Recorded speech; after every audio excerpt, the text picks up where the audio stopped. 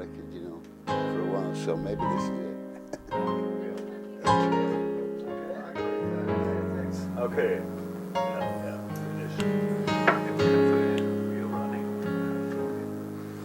Okay, so where was the first time you met Billy? To actually meet him, it's a good point. Because we did some TV many years ago, you know, on NBC, and I'm not sure because I did an album called Organic a while back, where Billy sat down and he would drop things out to me, and I don't have the greatest memory for, you know, I mean, when we were talking earlier, I'll tell you when I saw him first perform in England when he opened up for Ray Charles. And I knew he was amazing then. I mean, you just got that feeling that he had that same thing that Ray had. I mean, Ray, you know, Ray Charles, you always think of genius, but I think Billy was too, in his own way. You know, he was just a natural player. You know, a lot of people say that he's the only one that can follow Ray Charles after his death. Well, I mean, if you talk to players too, you know, who we'd worked with, they all said he never rehearsed much. You know, they would send him a copy of the song, and he just kind of mentally knew all the changes. I mean, so he was very unique.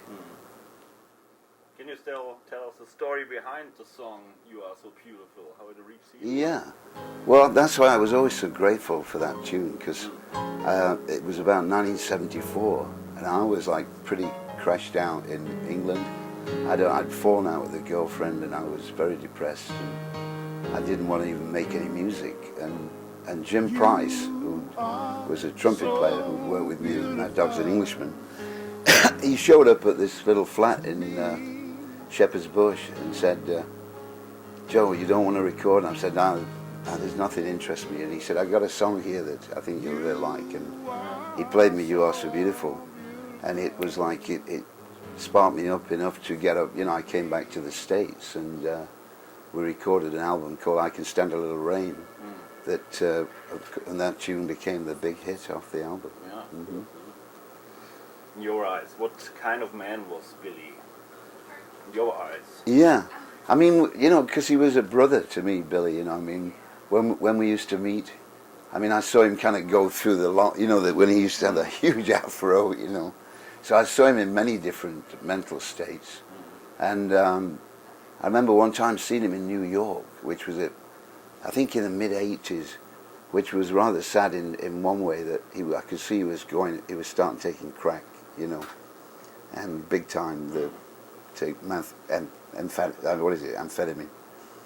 And, but he said, "We're playing this gig tonight, and I'd love you to come and just see me. I'm doing this show with this trio." And it was the most outrageous thing. He got up there and played the funkiest set I've ever heard in my life. I don't know what happened to that band or what it was about. You know, he just said, like, "What do you think?" And I was like, "What?"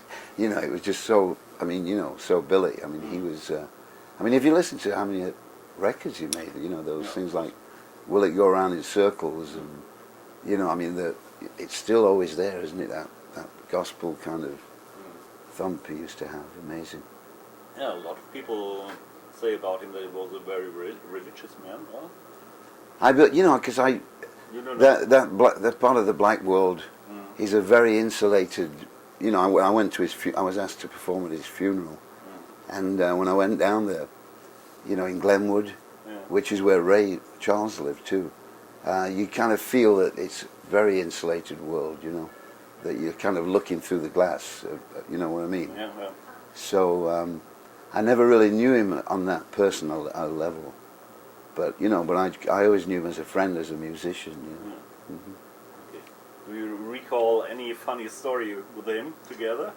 No, he just always had that wicked little chuckle, you know, about everything. Yeah. Yeah, I don't really think of any, because you know, as I said, that I only started getting to know him later on, and when we did the album Organic a while back, he, I mean, the little touches he put, he had a way with the Hammond of using those drawbars that I've never heard any other organist be able to do. You know, it was just magic, pure magic that he could just, you know, what he could do with that instrument. Yeah, that was my last question. Do you play very often together? I only know that this record you told. Yeah. Are there other?